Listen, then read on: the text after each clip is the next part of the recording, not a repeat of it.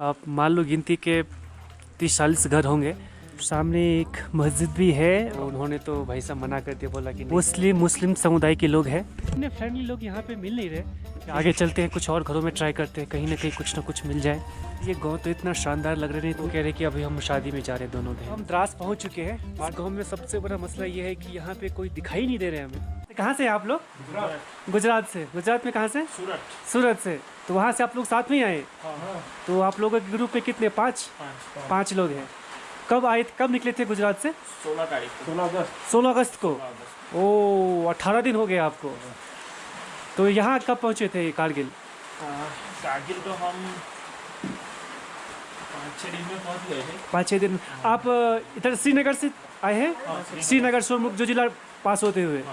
तो अभी मनाली की तरफ नहीं गए? वो तो रास्ता टूटा हुआ है पूरा। पूरा बंद। तो कहाँ से वापस आए? लेह से? लेह लद्दाख हमारा सर्किट थोड़ा कंप्लीट कर लिया, जहाँ जहाँ घूमना था। लेह से आगे नहीं गए, लेह से वापस हो गए। लेह से वापस। स्वागत है दोस्तों आपका एक नई वीडियो में। कल रात हम यहीं पे रुके थे कारगिल वॉर मेमोरियल के सामने में। यहाँ पे ही इनका ढाबा है। हमें ज़हूर भाई ने परमिशन दिया था, तो हमने यहीं पे टेंट लगाया हुआ था। अभी आज मौसम कुछ ऐसा हो गया है, हम क्या बताएं। सुबह से ही बारिश हो रही है और कल रात से स्नोफॉल हुआ है। अभी आप देख सकते हो यहाँ पे धुंध सी आ गई है। यहाँ पे देख सकते हो हर जगह बर्फ़ ही गिरा है। अमूमन यहाँ पर द्रास में अक्टूबर के बाद स्नोफॉल होती है।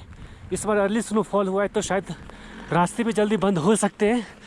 अभी एक गाड़ी हमें मिल गई है जो हमें यहाँ से आगे द्रास तक छोड़ देगी। ज़हूर भाई के बड़े से छाता में हम लोग हैं।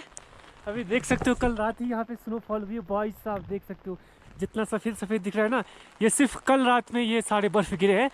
कल से पहले कोई बर्फ़ नहीं गिरी थी। सामने वाले पहाड़ में भी आपको बर्फ़ दिख सकते हैं। अमूमन इतनी जल्दी बर्फ़ गिरती नहीं है, लेकिन इस बार थोड़ी जल्दी गिर गई। हाँ, बहुत जल्दी गिरी इस बार। हाँ, शायद रास्ते भी जल्दी बंद हो सकते हैं। नवंबर में गिरती है बर्फ़। नवंबर में बर्फ़ गिरती है, नवंबर के बाद पड़ती है। और इस बार सितंबर के पहले हफ्ते में ही गिर गई। जी।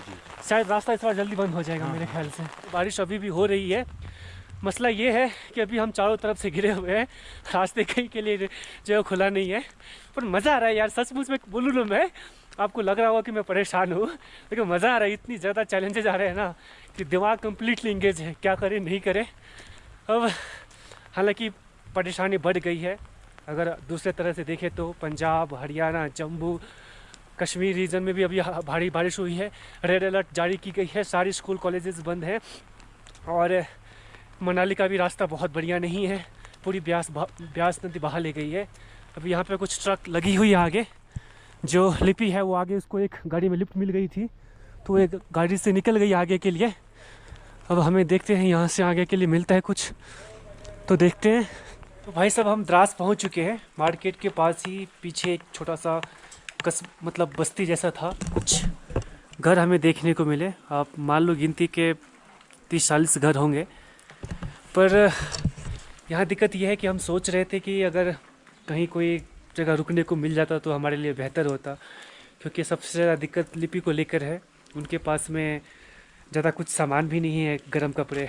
मेरे पास में थोड़े बहुत तो है, लेकिन उनके लिए थोड़ी सी दिक्कत है। तो हम सोच रहे थे रात में कहीं रुकने के लिए जगह मिल जाता। पर इस गांव में सबसे बड़ा मसला ये है कि यहाँ पे कोई दिखाई नहीं दे रहे हमें। हमने पूरा गांव घूम लिया यार, सारे गांव में, मतलब मान लो 40 गांव में से तो 20-25 घर में तो ताला ही लगे होंगे। एक घर सामने मिला था, हमने उनसे पूछा कि हम रात भर के लिए रुक सकते हैं क्या, तो उन्होंने तो भाई साहब मना कर दिया, बोला कि नहीं आप नहीं रुक सकते। देखते हैं अगर आसपास कोई घर मिले तो।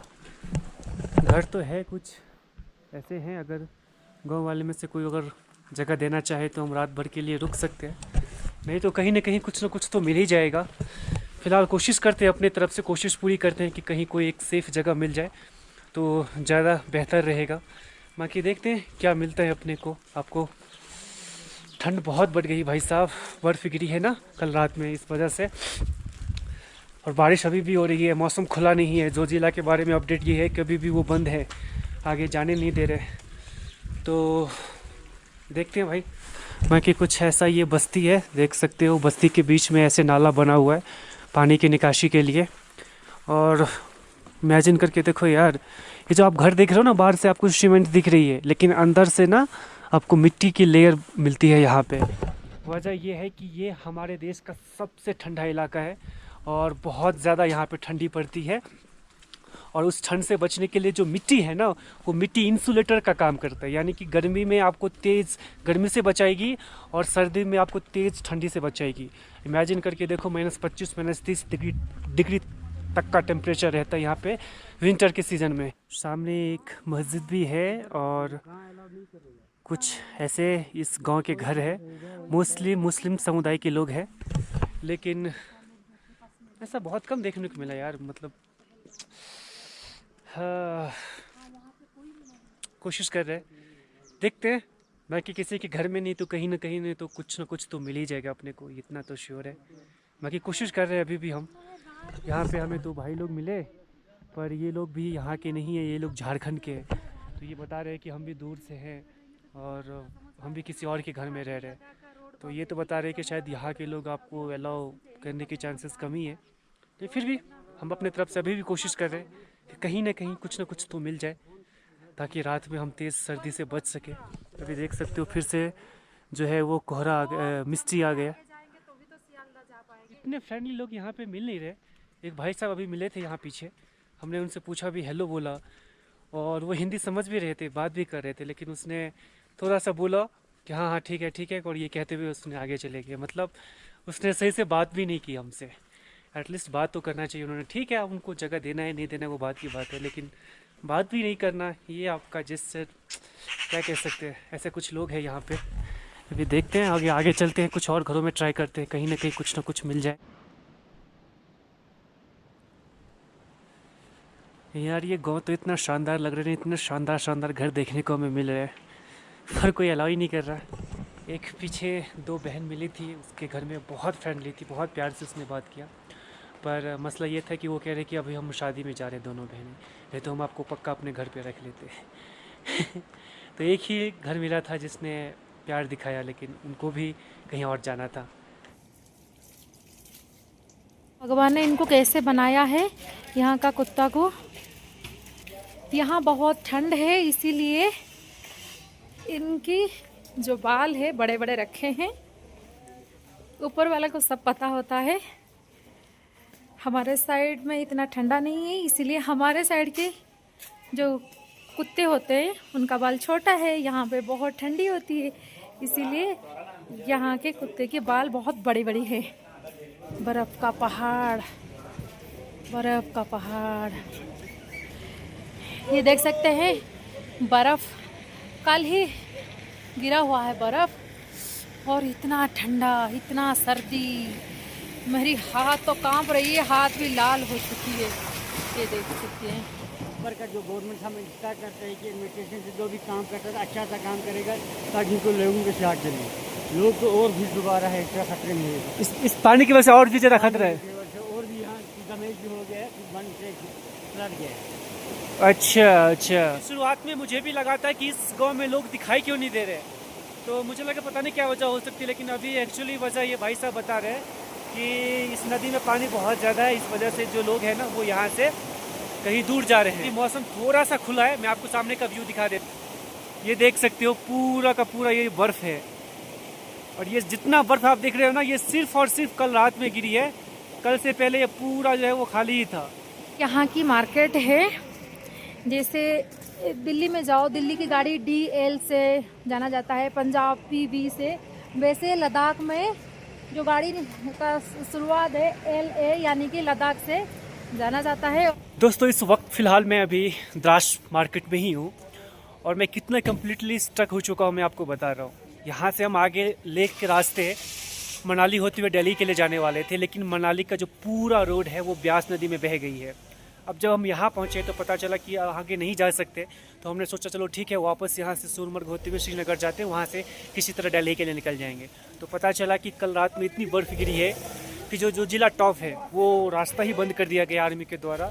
अब वो मौसम खुलने के बाद ही उसे खोला जाएगा, तो अब वो भी हम कुछ कह नहीं सकते कि वो कब तक खुलेगा। लेट्स सी, अब उम्मीद करते हैं। और अगर वो खुल भी गई तो जो जम्मू का रास्ता है वो तवी नदी में पूरी बह गई है, झेलम का पानी बहुत ज़्यादा है, और रेलवे ब्रिज बह गई थी, इस वजह से रेलवे भी कुछ दिनों के लिए अभी स्थगित ही है। तो हमें पता ही नहीं चल रहा है कि हम यहाँ से कैसे निकलेंगे। ना हम आगे की ओर जा सकते हैं, ना पीछे जा सकते हैं। क्या कर सकते हैं। यहाँ पे 5 रुपया लेते हैं क्या? अच्छा अच्छा अच्छा अच्छा। मैं तो ऐसे ही आ गई थी, मतलब लद्दाख जो दराज के अस्पताल है ऐसे ही घूमने के लिए आ गई थी। तो यहाँ पे एक भाई साहब बैठे थे, फिर मैंने बोला मैं ऐसे मतलब बाहर देश से हूँ, ऐसे घूमने के लिए आई थी, थोड़ा अस्पताल देखने के लिए आ गई। उन्होंने बोला कोई बात नहीं, आराम से अस्पताल देखो। फिर मैंने उनको पूछा कि मैं वीडियो फ़ोटो ले सकती हूँ? भाया ने बोला आराम से ले सकते हो, कोई पाबंदी नहीं। फिर मैंने बोला चलो मुझे एक दवाई दे दो, मेरी गाल सूज गई है। उन्होंने बोला कोई बात नहीं, आप अस्पताल में मैडम बैठे हैं, डॉक्टर साहब को दिखा दीजिए, एक पर्ची बना लीजिए। तो यहाँ पे जो पर्ची बनाते हैं तो लद्दाख में 5 रुपया पर्ची का चार्ज होता है। मेरे पास तो 5 रुपया नहीं था, 2 रुपया था। मैंने उनको 2 रुपया दिया, उन्होंने मुझे पर्ची दिया। पानी वाकई में बहुत ज़बरदस्त है, आपके सारे सेंसेस खुल जाएंगे ये पानी पीने के बाद, ज़बरदस्त। बस में हम किसी गांव में गए थे, 2-2.5 घंटा गांव में सबको पूछा कि हम यहाँ रुक सकते हैं। सबने मना किया, गांव में आधे लोग तो थे ही नहीं, बाकी जो भी थे मना किया। बाकी लोग बहुत अच्छे हैं, बहुत प्यार से उन्होंने मना किया। फिर हम आ गए थे, कहाँ रहेंगे कहाँ रुकेंगे कुछ पता ही नहीं चल रहा था। फिर ये घर दिखा, फिर हम आ गए थे। यहाँ पे ये जो लोग थे, ये इनका घर भी यहाँ नहीं है, बारामूला से बिलोंग्स करते हैं। ये भी यहाँ काम के लिए ही आए हुए थे। इनके पास रूम भी 2 रूम था, छोटा छोटा रूम था। चाहे तो ये मना कर सकते थे, फिर इन्होंने बिल्कुल मना नहीं किया। मैं अभी भी ये सोच रहा हूँ कि ये लोग जहाँ रह रहे हैं बहुत ही कम बुनियादी सुविधाओं के साथ रह रहे हैं। अगर ये चाहते तो हमें मना कर सकते थे कि नहीं आप लोग यहाँ नहीं बैठ सकते। पर खास बात, सबसे खास बात मुझे कश्मीर की यही लगती है कि अक्सर वो इस लफ्ज़ का इस्तेमाल करते हैं कि ये हमारा फ़र्ज़ है, आप हमारे मेहमान हो, आप हमारे भाई हो, और जैसा भी है वो आपको ना नहीं कहते। ये चीज़ मैंने पूरा इंडिया एक्सप्लोर की है, मैंने कश्मीर में आके मुझे ये चीज़ें सबसे ज़्यादा देखने को मिली। 2 लफ्ज़ का इस्तेमाल हर कोई करते, जैसा आपने बोला था ना, आप हमारे मेहमान हैं, ये हमारा फ़र्ज़ है, ये बोलते ही बोलते हैं। लिटरली ये जगह जहाँ है ना कि वो वाकई में ना कह सकते थे, और इनका जायज़ भी था, इनका ना कहना जायज़ था क्योंकि इनके पास भी इतनी स्पेस नहीं थी। बावजूद उन्होंने बोला कि क्योंकि आप हमारे मेहमान हो और आप दूर से आए हो, हम आपको मना नहीं कर सकते, आराम से बैठो।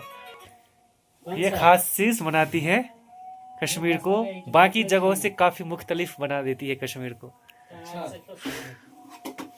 बेशक कमाल। कुछ कहना चाहते हैं आप? नहीं, बस आप हमारे बंद करो फिर।